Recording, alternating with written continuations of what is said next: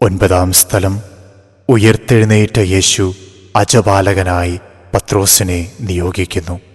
ഉയർത്തെഴുന്നേറ്റ മിശിഹായെ, ഞങ്ങളങ്ങയെ കുമ്പിട്ടാരാധിക്കുന്നു.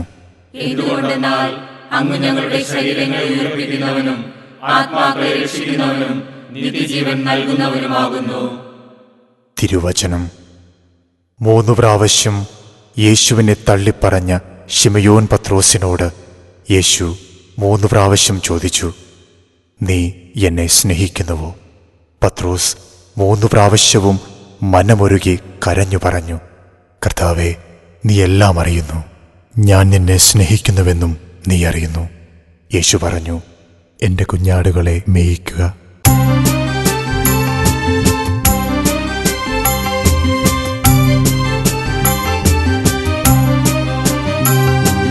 മൂന്നാമൂഴവും ആരാഞ്ഞുനാഥൻ ശിമയോന്റെ സ്നേഹത്തിൻ സാക്ഷ്യം.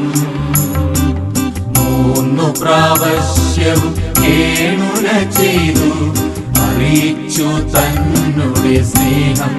ശിമയോൻ നാഥനോടുള്ള തൻ സ്നേഹം. അജഗണ പാലന ദൗത്യമതേകി നിയോഗിച്ചു ശിമയോനെ നാഥൻ. എന്നേക്കും സഭയെ നയിച്ചിടുവാനായി ആടുകൾക്കിടയരെ നൽകി നാഥൻ പ്രേഷിത ദൗത്യമതേകി. ദൈവമഹത്വവും പ്രേഷിത ദൗത്യവും ഭൂവിതിൽ വ്യാപകമാകാൻ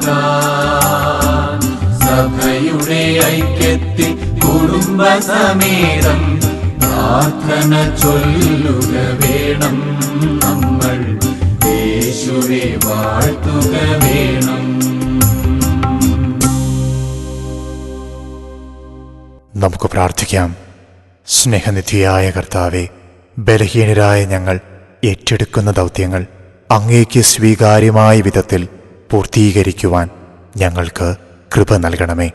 നീ പത്രോസാണ്, ഈ പാറമേൽ എൻ്റെ സഭ ഞാൻ സ്ഥാപിക്കും എന്നരുൾ ചെയ്തതുപോലെ തിരഞ്ഞെടുക്കപ്പെട്ട ജനതയെ രക്ഷാകരവേദിയിലേക്ക് നയിക്കുവാൻ നല്ല ഇടയനായി അങ്ങ് ശിമയോനെ നിയോഗിച്ചു. ഭൗതികമായ ഞങ്ങളുടെ വീഴ്ചകളിൽ നിന്ന് ആത്മീയ വിശുദ്ധിയിലേക്ക് നയിക്കുവാൻ ഇന്നും നല്ല ഇടയരെ നൽകുന്ന നല്ലവനായ പരിപാലകനെ അങ്ങയെ ഞങ്ങൾ ആരാധിക്കുന്നു, സ്തുതിക്കുന്നു.